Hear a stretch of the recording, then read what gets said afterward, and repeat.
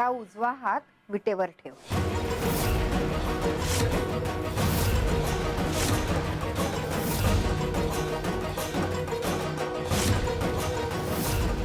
अलकनंदा, अगं घाबरू नकोस.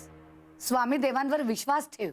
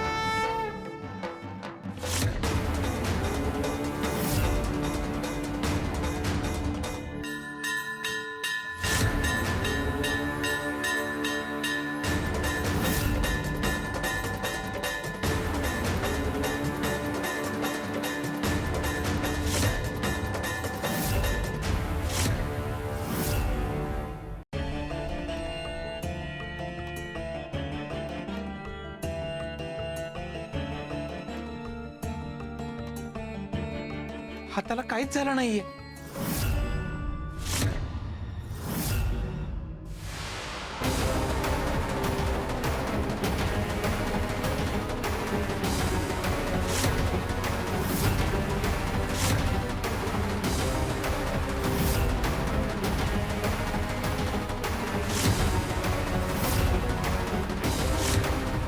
अलकनंदा, अलकनंदा, अलकनंदा, सुंदर मावशी काय झालं? भाऊसाहेब, अहो घाबरू नका. अहो स्वामी देवांचे उपचार आता सुरू झाले. आता नक्की हिला बरं वाटेल. स्वामी, तिला लवकर बरं वाटू दे आणि आमच्या अक्षताही लवकर सापडू दे. श्री स्वामी समर्थ. श्री स्वामी समर्थ.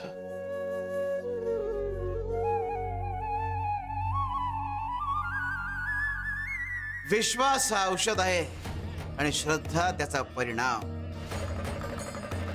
शिवार शंकर नमामि शंकर शिवशंकर शंभो. हे गिरिजापती भवानी शंकर शिवशंकर शंभो.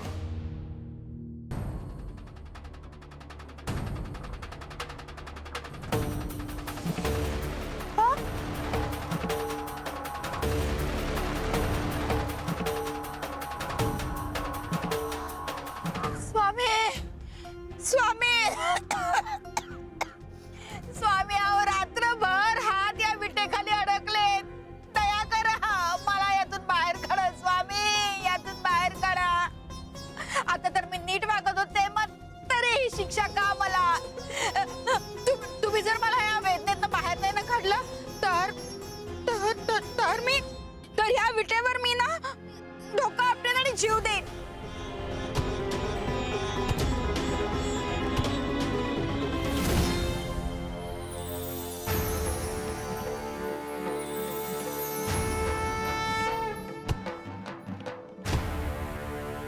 कपिलाताई, कपिलाताई, अहो काय करताय हे?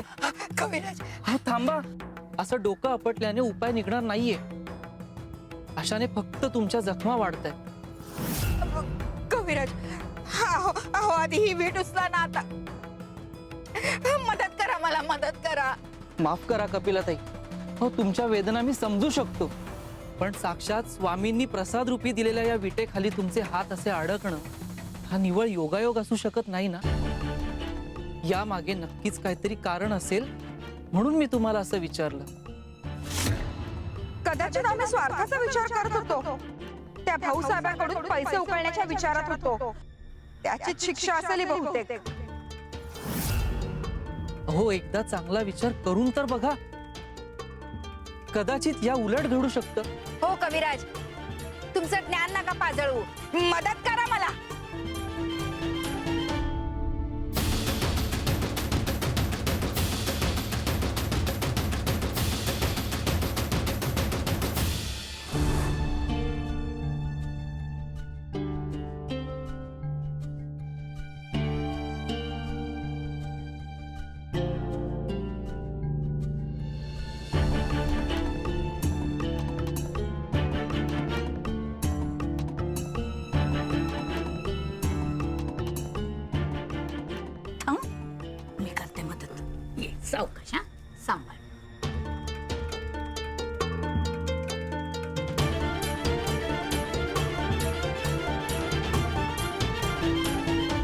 अलकनंदा, आता कसं वाटतंय?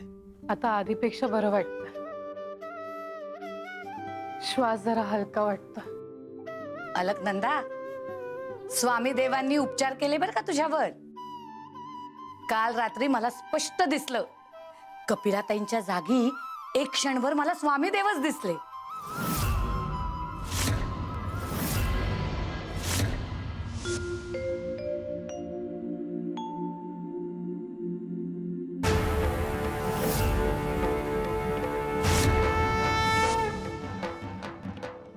स्वामी, आमच्यावर एवढी कृपा? आम्ही खरंच इतके पात्र आहोत का? पात्रता, पुण्य हे सगळं स्वामीदेव ठरवतात. एक गोष्ट मात्र नक्की, तुमचा भाव उत्कट आहे, प्रेमळ आहे. आणि स्वामीदेव भाव पाहतात, बाह्य रूप नाही. अहो, स्वामीदेव म्हणजे तीच माऊली आहे जिथे शुद्ध प्रेम असतं, जिथे कृपा वाहत असते.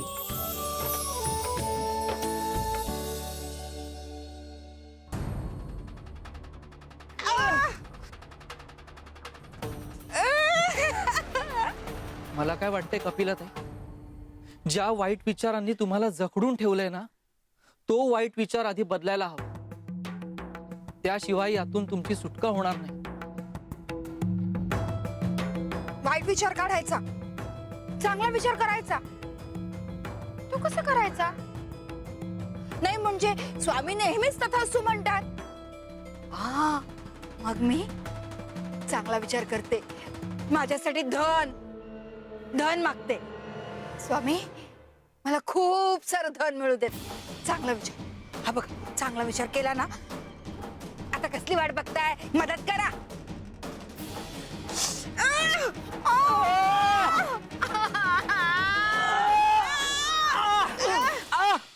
कविराज, अहो लागलं का हाताला? बघू बघू, अहो रक्त येतंय. कपिलाताई, अहो पाहिलत का? काय? हे बघा.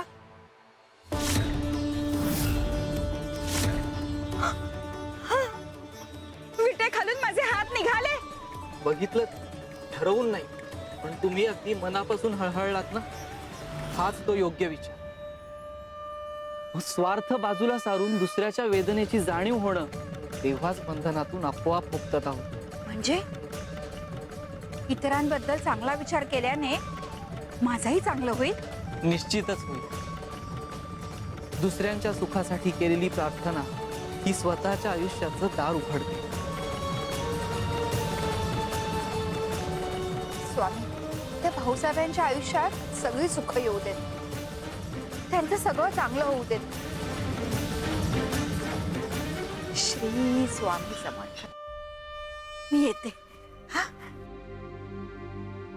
श्री स्वामी समर्थ. श्री स्वामी समर्थ.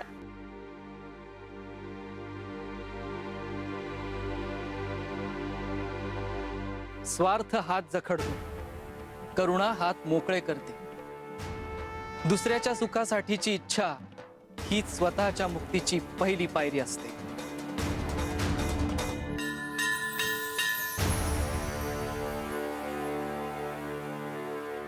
ये हे बघ, कर बघ. वर ही संपत्ती आता सगळं आमचं आहे. तुमचा इथे काही हक्क नाही. लाज वाटते का तुम्हाला? आजारी माणसाला घराबाहेर काढताय.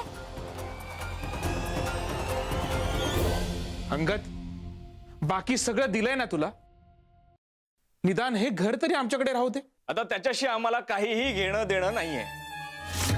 कागदावर स्वाक्षरी झालेली आहे. आता हे घर आमचं झालंय. चला निघा, बाहेर निघा.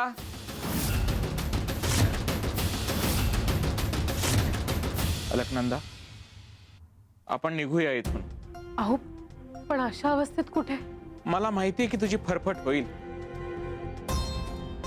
पण विचार कर, अगं प्रत्यक्ष स्वामी आपल्या सोबत आहेत. आपल्या बाबतीत जे काही घडतंय ते फक्त आपल्या भोगांचा भाग आहे. असे भोग जर टाळले तर ते वाढतात, पण स्वीकारले तर संपतात.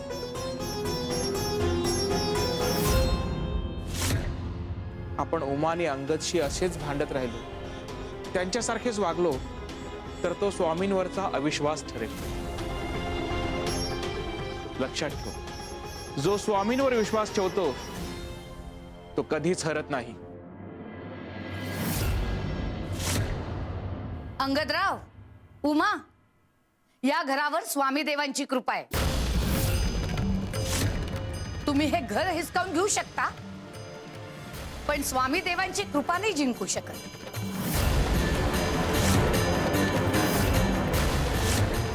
कारण जिंकण्यासाठी हक्क लागतो आणि हिसकावण्यासाठी लोभ.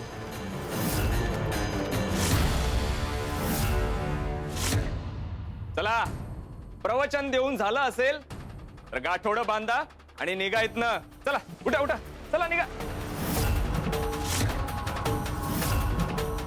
भाऊसाहेब, अलकनंदा, तुम्ही नका काळजी करू. स्वामीदेव आहेत आपल्या पाठीशी. ते नक्की काहीतरी मार्ग दाखवतील.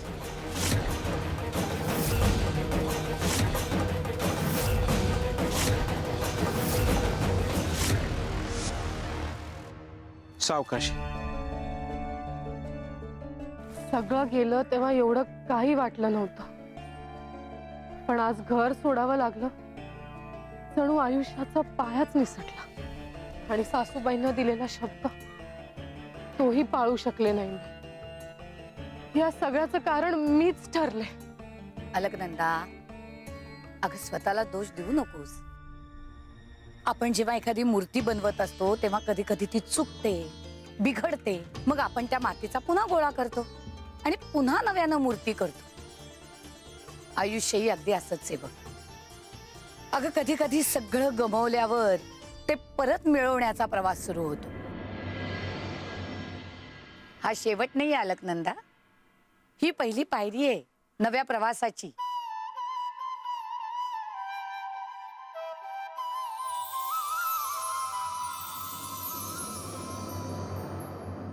अलख निरंजन.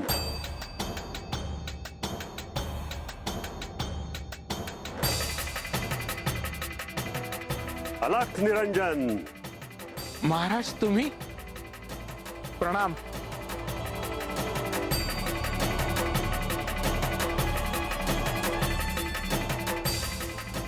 सुंदरा मावशी, हे साधू महाराज माझ्या वडिलांच्या काळापासून आमच्या घरी यायचे. आम्हाला स्वामी भक्तीचा मार्ग यांनीच दाखवला. महाराज, घर गेलं, संपत्ती गेली, माझा आजार पण, संतती नाही. स्वामी आमचा बचाव करताय, पण आमचं काही चुकलंय का? नक्की कुठे कमी पडतोय आम्ही?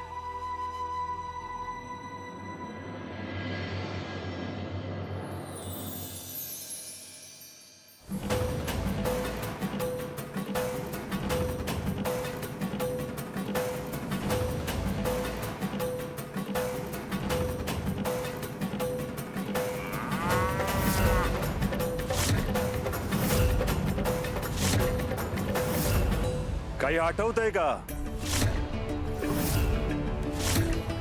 जिथे विसर पडतो तिथे संकट आठवण बनून येतं, आणि जिथे जाणीव जागी होते तिथे कृपा मार्ग दाखवते. आठवा, जोर द्या बुद्धीला.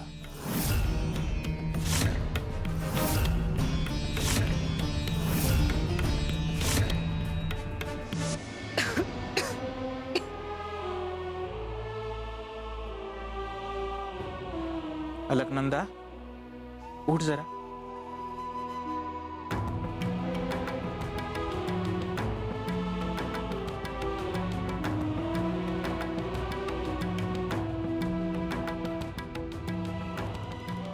अहो, किती दिवस चालणार असं? शरीर साथ देत नाही, मन थकतंय. थोडा धीर धर, तुला वाटेल बरं. घे जरासं औषध घे.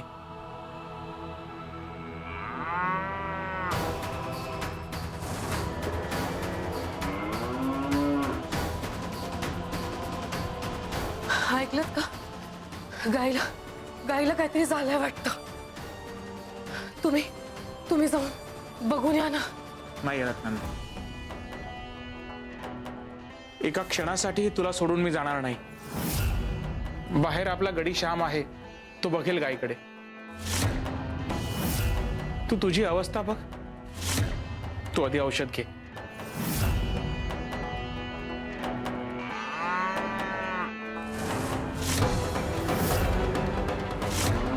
थांबा, मी बघून येते.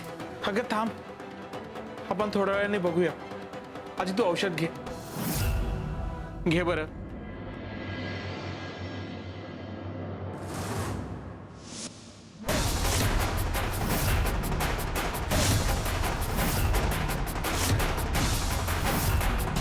महाराज, ती गाय व्यायली होती. तिचं वासरू हालचाल करत नव्हतं, म्हणून ती वेड्यासारखी हंबरत होती. आम्हाला वाटलं नोकर बघेल, पण नेमकं त्याच वेळी त्याच्या घरी काहीतरी अडचण आल्या कारणामुळे त्यालाही जावं लागलं.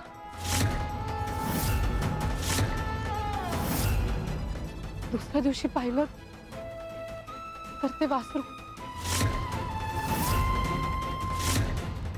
वासरू वाचलं नाही. त्या दिवसाची खंत आजही आम्हाला छळते.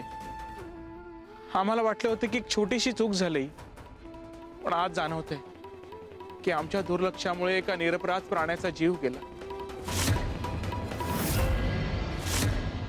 अनावधानाने घडलेली चूक ही चूकच असते. पाप जाणून बुजून केलं किंवा न कळत त्याचं फळ मात्र भोगावंच लागतं. नियत जरी शुद्ध असली तरी दुर्लक्षांचं ओझं कर्मात जमा होतच.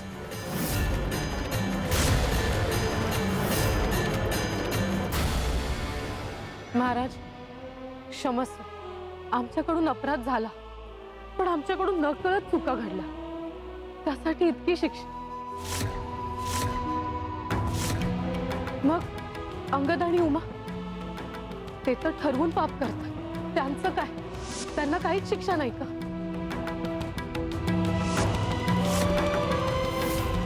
अलकनंदा, स्वामी देव प्रत्येकाला चूक सुधारण्याची संधी देतात. तोपर्यंत थांबतात, पाहतात समोरचा बदलतोय का ते. पण जेव्हा तो बदलत नाही ना, तेव्हा त्याच्या पापाचा घडा भरू देतात. आणि एकदा का घडा भरला की तो फुटणारच. पण स्वामी देव अंधार फार काळ टिकू देत नाहीत.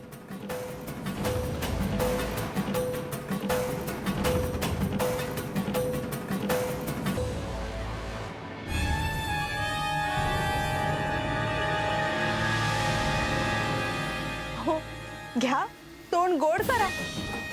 आता आपला विजय झाला. अगं साखर कसली देतेस? आता हलवायाकडे जातो आणि लाडूच बनवायला सांगतो त्याला. अख्ख्या गावालाच लाडू वाटू आपण. भाऊ साहेबांनाच नाही, स्वामींनाही मात दिली आहे आपण.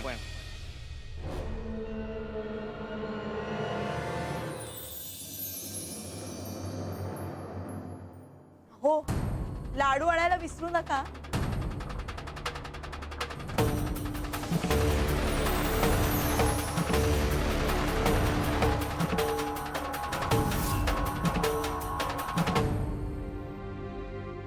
अलख निरंजन,